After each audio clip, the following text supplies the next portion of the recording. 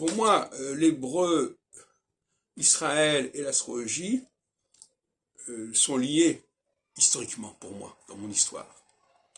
Puisque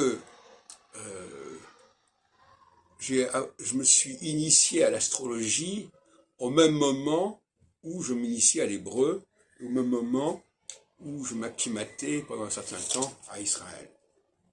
La preuve en est d'ailleurs que mes premières expériences de consultation astrologique ont eu lieu en Galilée, dans un moshav, et donc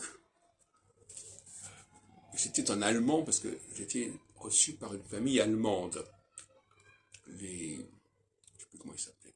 Et donc, quand je suis arrivé à l'université hébraïque de Jérusalem, en 68, j'avais déjà une formation astrologique assez poussée. D'ailleurs, mes premiers cours d'astrologie, je les ai donnés en anglais à Jérusalem à des juifs américains, etc. Et déjà à cette époque-là, je reliais l'astrologie au judaïsme. Et la preuve en est, c'est que ma thèse de doctorat de 79 était sur la problématique astrologique chez les principaux penseurs juifs du Moyen-Âge espagnol, qui est paru en 85 sous le titre « Le monde juif et l'astrologie, histoire d'un vieux couple ».